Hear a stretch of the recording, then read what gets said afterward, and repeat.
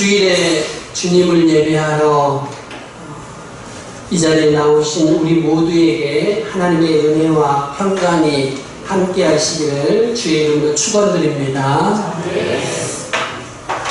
여러분은 예수님이 어떤 분이라고 생각되십니까? 예수님을 어떤 분으로 기억하고 계십니까? 이렇게 물어보면 다양하게 대답을 하시더라고요. 하나님이신데 인간의 몸을 입고 이 땅에 오셨습니다. 나를 위해 십자가에서 죽으셨습니다. 내 죄를 용서해 주셨습니다. 부활 승천하셨습니다. 약자의 편에 서셨습니다. 이 모두가 틀린 말은 아닙니다. 틀린 대답은 하나도 없습니다. 그런데 가만히 생각해 보면은요, 대부분 우리의 예수님에 대한 기억은, 지식은 2000여 년 전 이 땅에 오신 예수님의 삶과 죽음에 국한되어 있습니다. 성육신 하시고 30여 년을 사시고 죽으시고 부활하시고 승천하신 사건, 여기에 멈추어 버립니다. 시간적으로 계산해 보면은요, 공생의 3년 남짓의 시간이 거의 전부라고 해도 과언이 아닙니다. 그 중에서도 복음서의 기록은 십자가 사건과 부활에 집중되어 있습니다. 그러면 여러분, 우리는 예수님에 대해서 얼마나 제대로 알고 있는 것일까요? 다시 한번 예수님이 제자들에게 던지신 질문을 여러분에게 던져볼까 합니다. 여러분은 예수님을 누구라고 생각하십니까? 역사적인 예수를 탐구하는 학자들이 있는데요, 이분들은 다양한 예수의 상을 제시합니다. 인간 예수다, 윤리 선생이다, 충성스러운 유대인이다, 수훈의 설교자다, 선지자다, 급기야 최근에 이르러서는 마법사다, 팔레스타인의 평범한 농부다, 이렇게 주장하는 학자들도 있습니다. 예수님을 왕자에서 끌어내리려는 무수한 시도가 있었던 거지요. 여러분, 오늘은 사고의 지평을 한번 넓혀보십시다. 예수님이 이 땅에 오시기 전에 예수님은 어떤 상태에 있었을까요? 30여 년의 시간과는 비교되지 않는 영원 속에서 예수님은 어떻게 계셨을까요? 승천하시고 나서 어떤 모습으로 예수님은 지금 존재하고 계실까요? 장차 우리가 다시 만날 예수님은 어떤 모습일까요? 요한계시록에 나타난 예수님을 보면 정말 당황스럽기 그지없습니다. 예수님과 함께 3년 넘게 살아온 사도 요한입니다. 가장 사랑받던 예수님의 사도 요한입니다. 그가 영광의 주님을 보고 그 영광에 압도되어서 두려움에 사로잡혀서 죽은 자같이 되고 말았습니다. 이게 도대체 무슨 일입니까? 예수님에게 어떤 일이 일어난 것입니까? 우리가 아는 예수님 정말 맞는 것입니까? 예수님에 의해서요, 양날이 날카롭게 선 칼이 나온다고 해요. 요한계시록을 읽어보시면 우리가 아는 예수님에게 큰 변화가 일어나지 않았나 싶을 정도로 우리가 알고 있는 예수님과는 차원이 다른 것을 발견하게 됩니다. 많은 차이를 발견하게 돼요. 진노의 포도주 틀을 밟으십니다. 하나님과 어린 양의 진노 앞에서 사람들이 부들부들 떨면서 숨을 곳을 찾습니다. 여러분, 요한계시록은 예수님에 대한 계시입니다. 예수님에 대한 이해의 지평을 넓혀주는 책입니다요. 요한은 문안인사를 마치자마자 그리스도에 대한 환상을 우리에게 보여주고 있습니다. 오늘 우리가 읽은 요한계시록 1장 9절부터 10절에는 그리스도에 대한 환상이 첫 번째 환상으로 등장하고 있습니다. 무엇보다도 우리는요, 본문에 나타난 예수님의 모습에 주의를 기울일 필요가 있습니다. 주님 예수 그리스도는 모든 계시의 원천이시요 모든 계시의 목적이시기 때문입니다. 각 교회의 문제에 골몰하다 보면 성경이 강조하는 더 중요한 초점을 놓치기가 쉽습니다. 각 교회에 나타나신 그리스도의 모습은 조금씩 차이가 있습니다. 그러나 본문에 기록된 그리스도의 환상에 기초하고 있습니다. 요한계시록의 기독론은 한마디로 말해서 영광의 기독론입니다요. 지상에 계셨던 주님의 모습을 기억하는 것 중요합니다. 하지만 그것이 예수님의 모든 모습은 아닙니다. 지상에 오시기 전에 그리고 승천하신 이후의 주님의 모습, 장차 우리에게 다시 오실 주님의 모습을 함께 기억하시기를 바랍니다. 성육신 이전에 영광의 주님을 알게 될 때 우리는 예수님의 성육신이 얼마나 신비하고 얼마나 의미심장한가를 더욱 깊이 자각하게 될 것입니다. 결론적으로 본문에 나타난 그리스도의 모습은 구약에 나타난 하나님의 모습입니다. 구약에 나타난 하나님의 모습이 오늘 본문에서 그리스도의 모습으로 다시 한번 등장하고 있습니다. 우리 13절로 가보십시다. 다기나 13절 한번 띄워줄래? 13절. 13절 같이 한번 읽겠습니다. 13절 같이 읽습니다. 시작. 촛대 사이에 인자 같은 이가 발에 끌리는 옷을 입고 가슴에 금띠를 띠고. 촛대 사이입니다. 촛대 사이. 예수님은 촛대 사이에 계십니다. 이 촛대는 바로 교회를 상징합니다. 20절에서 일곱 촛대는 일곱 교회니라. 됐습니다. 13절에서 띄워주십시오. 13절 그대로. 예수님은 교회의 중심이 되셔서 교회를 다스리시고 보호하시고 주관하십니다. 예수님이야말로 주와 목자로서 교회와 함께 하십니다. 교회의 주인은 바로 예수 그리스도이십니다. 아무리 흠이 많고 문제가 많다 하여도 예수님은 교회와 함께 하십니다. 지상에 있는 교회야말로 하나님의 은혜의 특별한 통로입니다요. 무교회주의자들이 있습니다. 교회를 부인하는 사람들이지요. 공적인 교회, 공식적인 교회를 부인하고 교회 없이도 신앙생활을 할 수 있다고 생각하시는 분들입니다. 이분들이 반드시 기억해야 할 중요한 진리가 바로 이것입니다. 지상에 있는 교회가 아무리 부족해도 교회는 하나님의 특별한 은혜의 통로입니다. 그러므로 교회를, 그리스도의 몸된 교회를 함부로 깎아내리거나 무시해서는 안 될 것입니다. 앞으로 우리가 일곱 교회를 살펴볼 겁니다. 일곱 교회에 대한 말씀을 읽어보면서 교회를 향한 우리 주님의 애끓는 사랑을 느낄 수가 있습니다요. 각 교회의 말씀을 주시고서 끝부분에 이렇게 반복하십니다. 귀 있는 자는 성령의 교회들에게 하시는 말씀을 들을지어다. 7번 반복하십니다. 7번 반복해서 음성을 들려주실 정도로 예수님은 고난과 박해와 시험 가운데 있는 교회를 사랑하시는 거지요. 마치 후렴구 같이 7번에 걸쳐서 반복되고 있습니다. 본문의 13절에 보시면 인자 같은 이라고 하십니다. 이것은 다니엘에 나오는 표현입니다. 그 다음에 발에 끌리는 옷을 입으셨다고 해요. 매우 권세 있는 사람, 높은 지위에 있는 사람을 나타냅니다. 이 옷은 제사장의 옷을 상징하기도 하는데요, 정결함을 나타내는 의복이었습니다. 여러분, 또 말씀합니다. 가슴에 금띠를 띠고. 이것은 히브리서에 나타난 주님의 모습과 일맥상통하고 주님께서 영원한 대제사장이 되셨음을 나타냅니다. 14절로 가보십시다. 14절 같이 읽겠습니다. 시작. 그의 머리와 털의 희기가 흰 양털 같고 눈 같으며 그의 눈은 불꽃 같고. 그의 머리와 털의 희기가 흰 양털 같고 눈 같다. 이것은 우리 주님이 절대적으로 순결하시다, 절대적으로 거룩하시다는 표현입니다.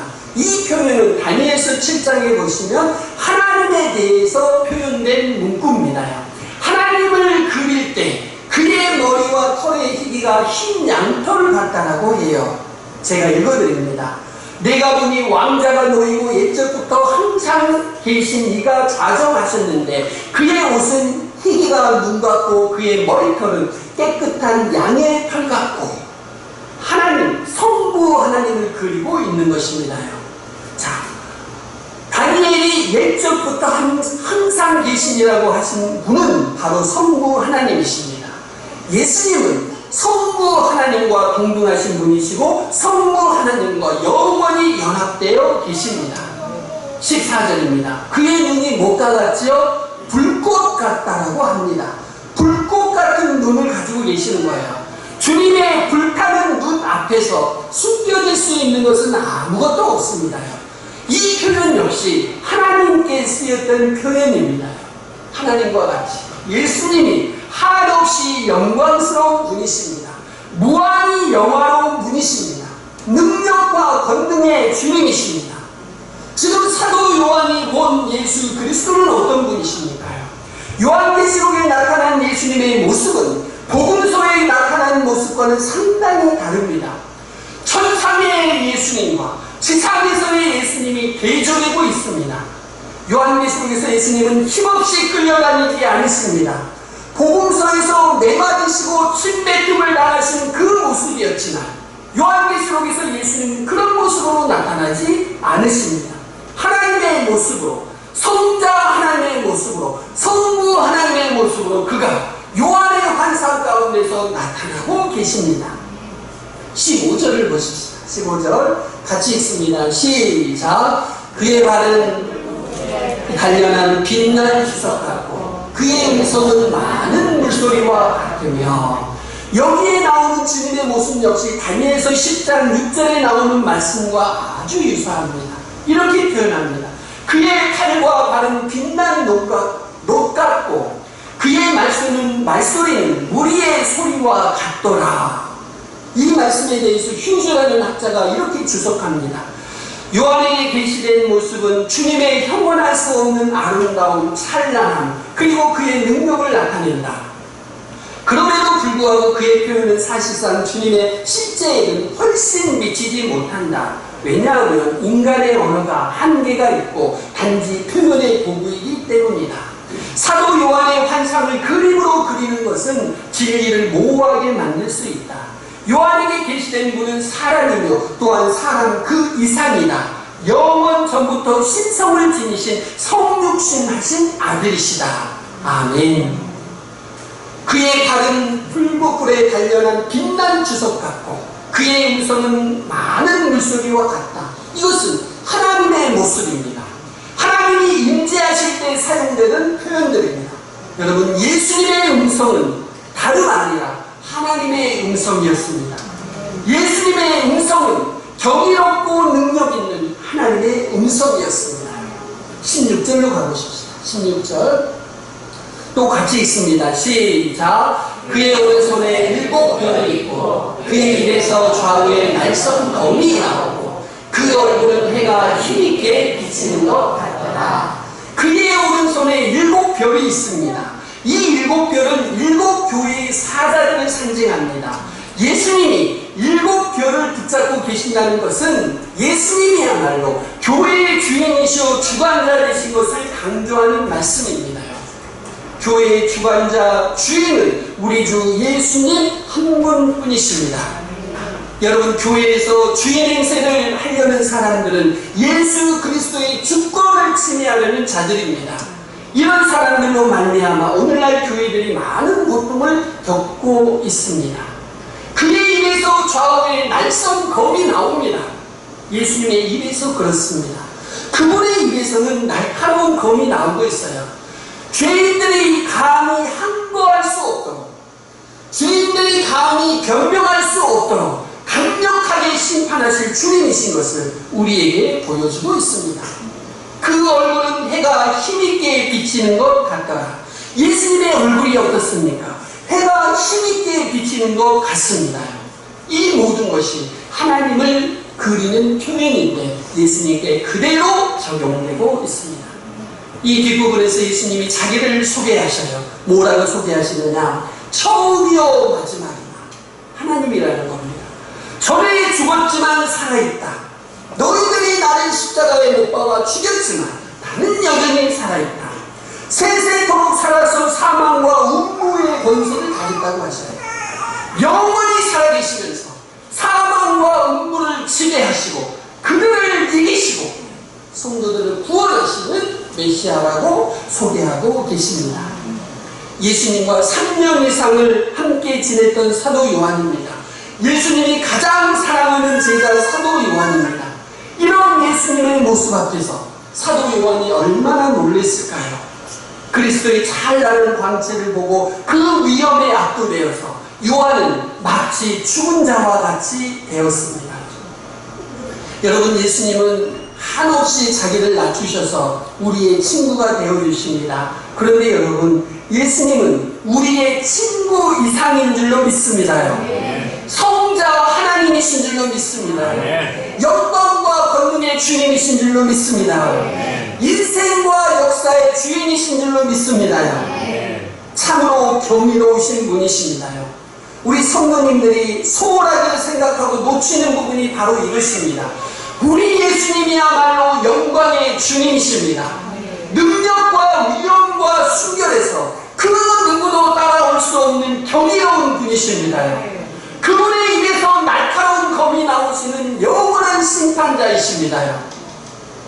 영광의 주님 앞에 여러분들이 머리를 숙이시고 여러분 자신을 낮추시고 예배하고 경배하시기를 주의 이름으로 축원드립니다.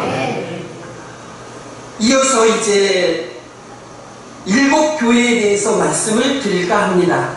요한계시록은 어떤 책일까요? 요한계시록은 1차적으로 소아시아 7교회에 주신 편지였습니다. 7교회에 주신 편지였습니다. 11절로 가볼까요? 11절 띄워보십시오.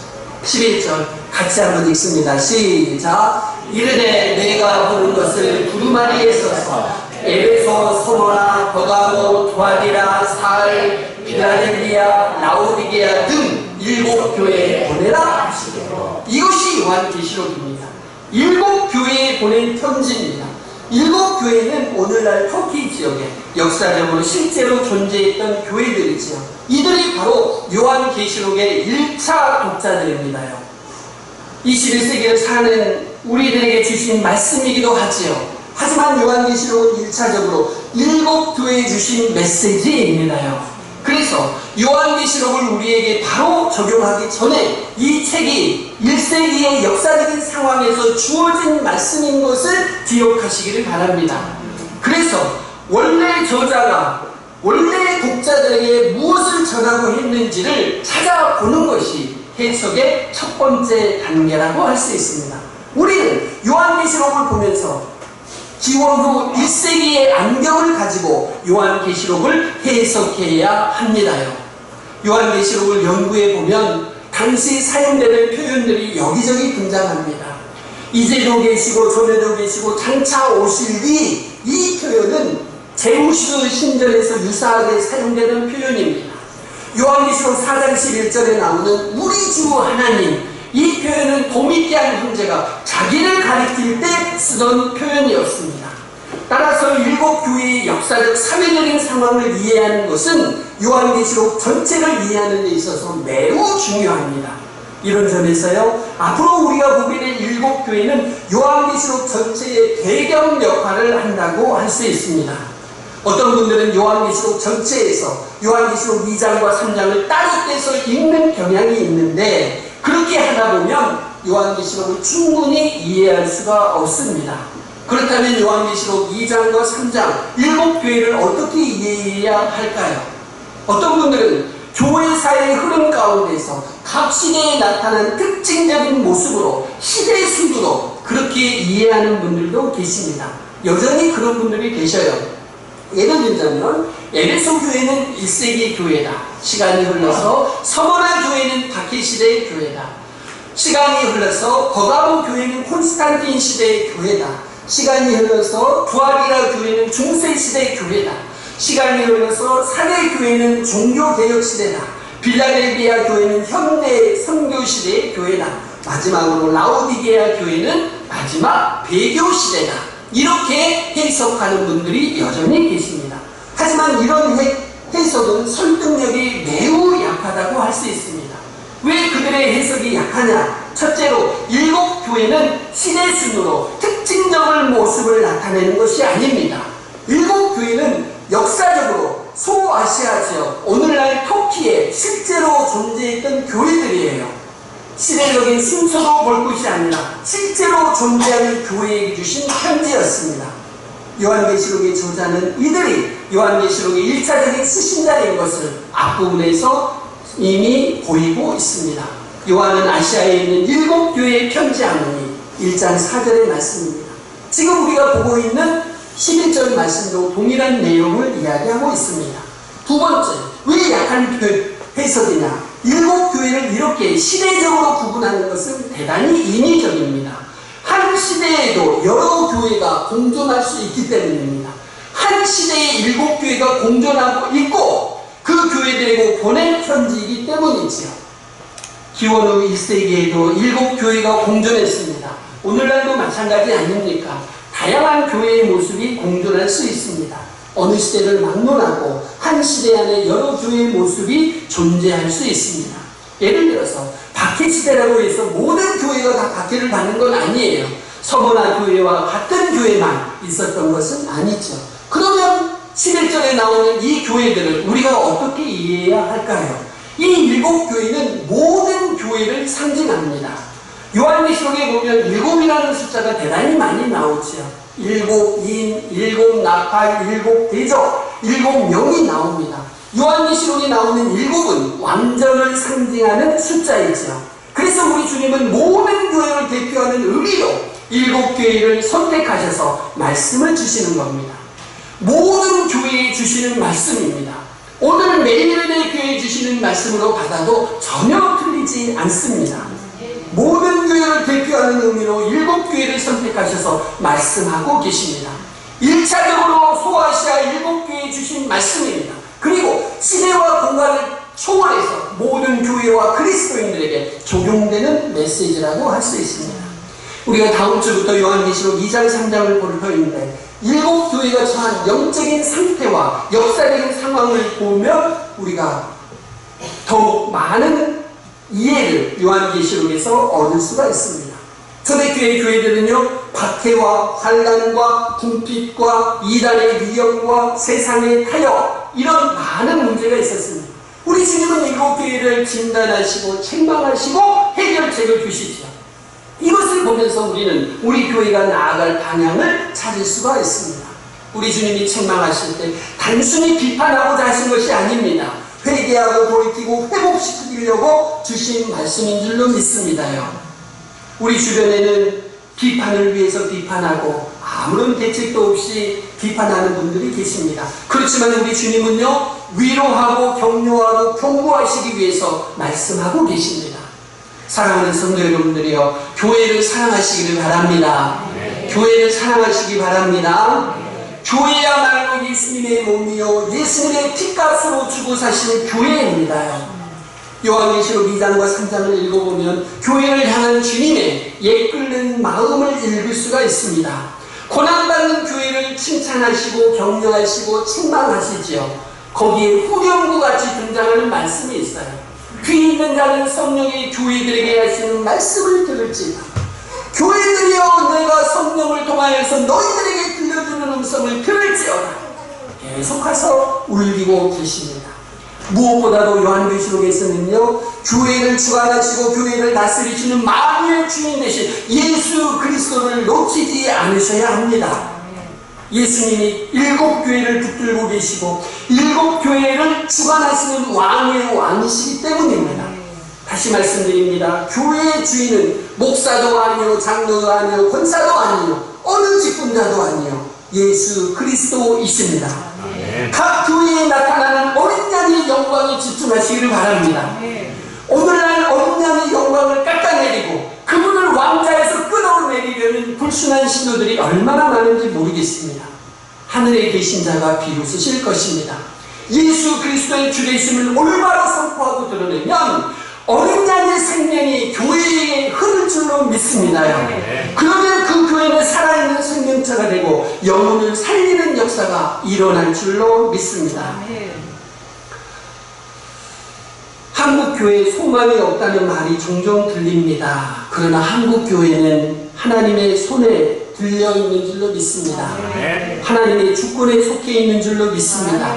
한국교회 나이 이제 기껏해야 100살 넘었습니다. 서구교회, 1000년, 1500년 이상의 역사를 가지고 있습니다. 그들의 역사를 보면 서구교회가 무수히 많은 시행착오를 범하였습니다. 수치스러운 죄악도 셀 수 없이 많이 범했습니다. 인간의 죄가 그렇습니다. 그런데도 하나님은 교회를 향하여 말씀하시고 사랑하시고 보존하고 계십니다. 한국교회 소망이 없다. 우리가 우리 자신에 대해서 지나치게 비관적이다 보면 우리에게 주신, 한국교회에 주신 하나님의 은혜를 보지 못할 수가 있습니다. 약 100년 전에 언더우드 선교사가 우리나라를 보면서 이런 기도를 했습니다. 오 주여, 지금은 아무것도 보이지 않습니다. 주님, 메마르고 가난한 땅입니다. 학교도 없고 그저 경계와 의심과 멸시와 천대가 가득한 곳입니다. 언더우드 선교사의 기도문에 나오는 내용입니다. 이것이 100년 전 우리의 모습입니다. 이 기도를 들으면서 정말 마음이 숙연해졌습니다. 이 땅에 베푸신 하나님의 은혜를 다시 한번 감사하게 되었습니다. 여러분, 이 한반도가 어떤 땅이었는지 우리는 새까맣게 잊고 있습니다요. 동방의 작은 나라, 아무것도 보이지 않는 나라, 메마르고 가난한 나라, 학교도 없는 나라, 그저 있는 거라고는 경계심과 의심과 멸시와 천대만 있던 이 한반도였습니다. 미신과 관습에 사로잡혀서 어둠에 묻혀있던 이 나라였습니다. 이 나라에 베푸신 하나님의 은혜를 다시 한번 보시기를 바랍니다. 아직은 절망할 때가 아닙니다. 우리나라가 보릿고개를 넘어선 것이 불과 몇 년 되지 않습니다. 1000년, 1500년이 넘는 기독교 역사를 가진 서구 교회들과 우리나라를 비교하는 것은 너무 앞뒤가 맞지 않습니다. 아직도 하나님의 말씀을 사랑하고 우리나라를 위해서 기도하는 숨은 성도들이 얼마나 많이 있습니다. 어려운 환경에서도 진실하게 목회하는 목회자들이 얼마나 많습니까? 여러분, 한국교회에 아직 소망이 있는 줄로 믿습니다. 한국교회에 소망이 없다는 말 더 이상 하지 맙시다. 개인이나 나라나 교회나 지금까지 살아온 것은 모두 다 하나님의 은혜인 줄로 믿습니다. 하나님의 은혜로 우리 교회가 서 있고 여러분의 가정이 서 있고 여러분이 서 있는 줄로 믿습니다. 언더우드 선교사가 말한 대로 이 땅에는 정말 아무 소망이 보이지 않았습니다. 소망 없는 이 땅에, 이 나라에, 이 교회에 하나님께서는 엄청난 은혜를 베푸셨고 앞으로도 베푸실 줄로 믿습니다. 사랑하는 성도 여러분들이여, 어린 양의 영광과 일곱 교회에 대해서 말씀을 드렸습니다. 어린 양 예수 그리스도는 영광의 주님이시요, 능력과 권능의 주님이시요, 인생과 역사의 주인이십니다. 이분을 예배하시고 경배하십시오. 일곱 교회는 모든 교회를 상징합니다. 예수님의 몸이요, 예수님의 핏값으로 사신 교회입니다. 예수님은 이 교회를 향하여서 옛글의 심령으로 오늘도 말씀하고 계신 줄로 믿습니다. 이 교회를 여러분이 가슴 뜨겁게 사랑하시기를 바랍니다. 우리 이 시간 같이 기도하십시다. 영광의 주님, 권능의 주님, 예수 그리스도 앞에 머리 숙여 경배하고 사랑하고 순종하겠습니다. 결단하시기를 바랍니다. 여러분, 교회는 아무리 연약하고 우리 마음에 안 들어도 여전히 주님의 교회예요. 예수님이 핏값으로 사신 교회예요. 하나님이 붙드시고 인도하시는 교회인 줄로 믿습니다. 예수님의 옛글른 음성을 들으며 나도 마음을 다해서 교회를 사랑하겠습니다. 여러분, 이 시간 같이 결단하며 나아갑시다.